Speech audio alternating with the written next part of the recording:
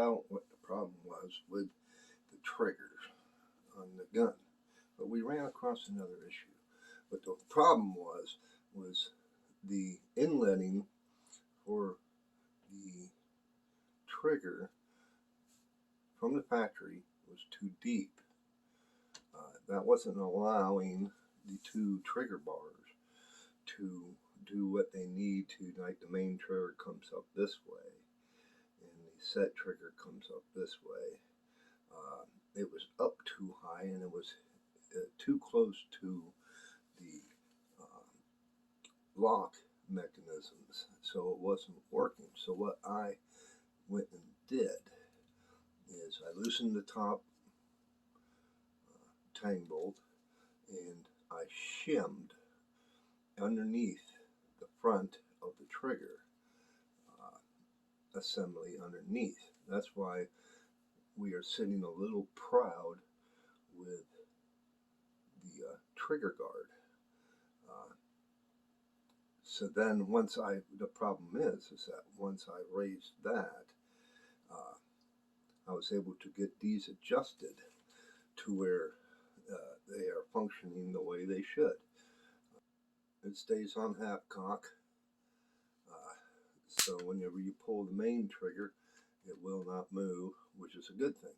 But the problem we ran across, now that when you go to full cock, the trigger is sitting way too close to the trigger guard, and it's still sitting close to it, to where if I pull, it will not pull back far enough to allow me to use the set trigger. So again, I took some shim material and put underneath the trigger guard. I'm going to have to play around with that to even get it higher, because as of right now, I still cannot pull the set trigger. The main trigger still works just fine. So that is a project. I don't want to try and bend the brass. I think I may have to shim higher in the back, but then that would be setting this real proud. I don't like that. So it's a possibility. The only other thing, because if you bend brass, it's a good possibility you can break it. So the really only other option would be to file the set trigger or try to get a more pronounced bend. You can't adjust where the trigger is at with the angles. So that's one thing we're going to be doing. So, just to let you all know what was going on toward the end of the last video. We got her figured out, but okay, so the next thing we're going to do is we are going to start cleaning the inside of the barrel. You really can't see it. Let me grab my flashlight real quick. I got a super concentrated beam flashlight, and we'll just try not to get the glare inside the tube as much as I can, but there we are. There's a light coating of rust down the whole length of the barrel. As far as I can see about halfway down the barrel. And also is the plug, the barrel for the nipple is plugged. So I already started put a little bit of penetrating oil on, and you can see it. I'm going to put some penetrating oil on the nipple. Trying to get that removed prior, because I possibly can get it cleaned out from there. But we really want to try and get that out. And then we will start scrubbing the barrel. And all this, we're going to be removing the sight, because we're going to be replacing the front sight. We'll remove the back sight. And all this will get done out off the stock. The first thing we are going to do is we are going to remove the rear sight. All it is a screw down inside that is screwed into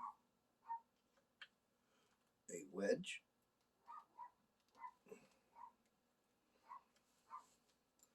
Which like I said before, I already had it. I just tightened it down. I haven't had it apart yet. As you can see, it just comes off, and then there's the screw sticks out the bottom. This is the wedge.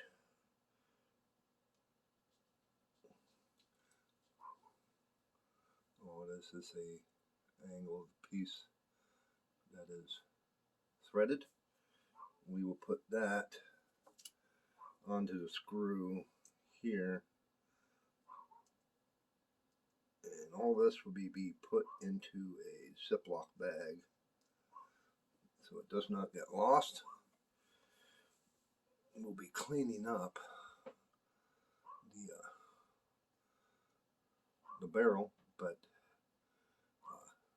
that is where that wedge slides into, and it's the same thing for up front. This is already loose. As you can see, I can move it, and it's plastic, which I do not care for the plastics, because if you happen to bump it in the in your truck or in the woods or whatever, it throws your sight off. Steel, you put it in there and you set it, and it's once you get it sighted in for windage. And I am just going to push this out. Hopefully, might just need a little tapping. We're going to be replacing it, so it don't matter if it. There we are.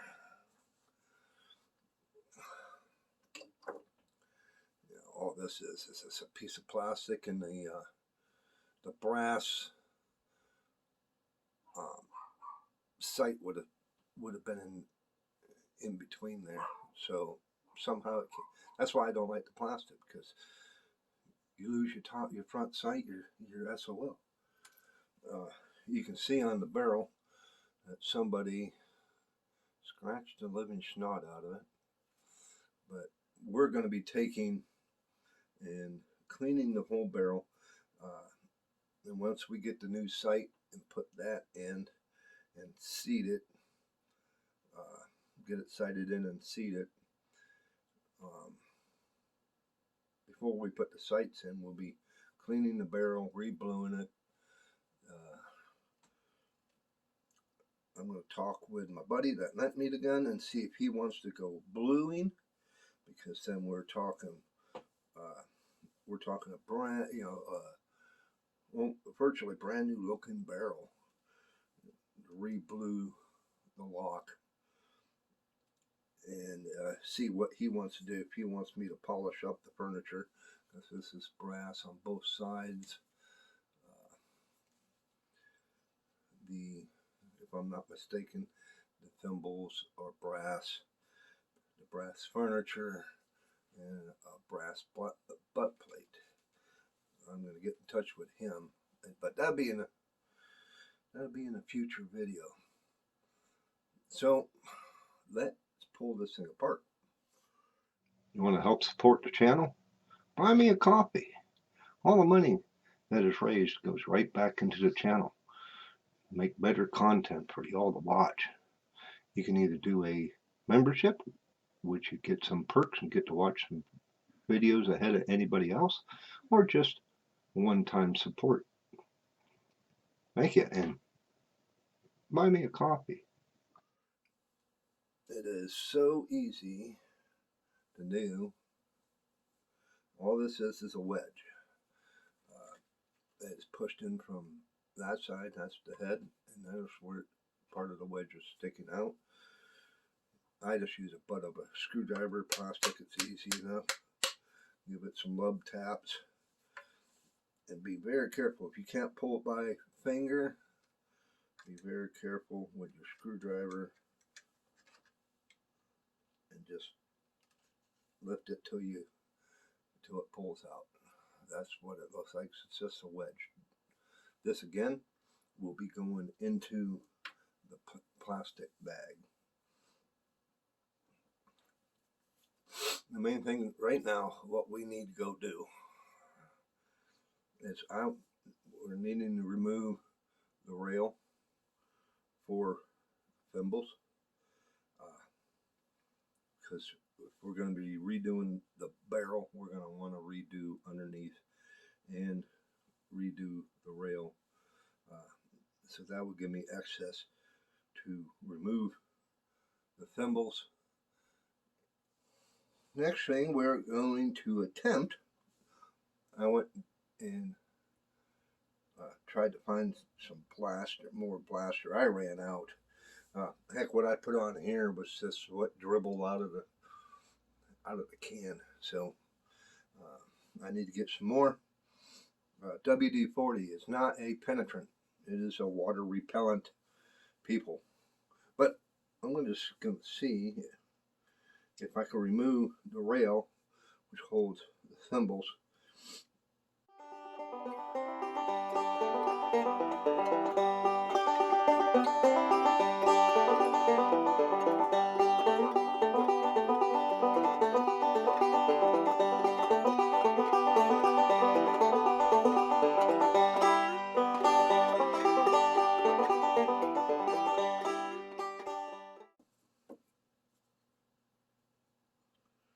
Remove the rail and not lose these screws.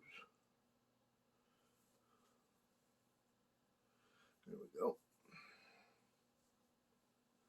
I'm going to take these and put them in that. Don't want to get them lost. From what we can see in the barrel, there's a little bit of rust up underneath. It says surface rust. It's not pitting. But we got that apart. Because once we go and clean this up, we're going to be cleaning this up also. We are talking bluing this. I need to hear from my buddy if he wants the brass polished or not. Waiting to hear back from him, but we'll pull these apart anyway. So the barrel, now that is stripped from the barrel. We're going to set this off to the side, and we are going to remove the Thimbles. All this is a screw in both of them. Some guns, these are soldered to the barrel. I do not care for that. There we go. Yes. Very nice.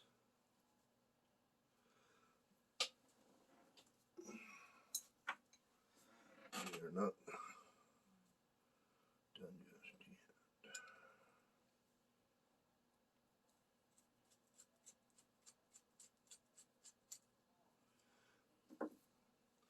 Good. A lot of crud. You can see I picked up there's some crud that came in it. So it'll be getting cleaned. But that'll be getting cleaned up along with the barrel. So, oh, there we go. We got the barrel off, got the rail and the Thimbles off. Still got to get that screw out of the breech there, out of the, oh, I can't remember what they call it, and get the nipple out. But in the next one, we're going to be starting cleaning this barrel. We're going to start on the inside. I want to get it as clean as I possibly can. We're going to be doing a lot of scrubbing, so you guys can pay attention and see how this is done. It's just a very light coating of rust. I looked down the barrel with a bore scope a buddy of mine brought over, and it's just a very light layer. And then we're going to start on the outside of the barrel. We're just going to be making a series out of this, so I don't know how far we'll get in the next video, but we're going to be sanding it down, cleaning things up, and bluing. So keep watching. But thank you for watching, and if you like the video and like my content, go ahead and click the subscription button right there. The bell notification beside it, mash that. If you want to help support the channel, the link is below also to buy me a coffee. You can spend a one-time fee, monthly, yearly. All the funds go right back into the channel, make better content. Leave me a comment. I'd like to hear from you guys. And as always, give me a thumbs up and not the finger. And we will see you out there. Bye.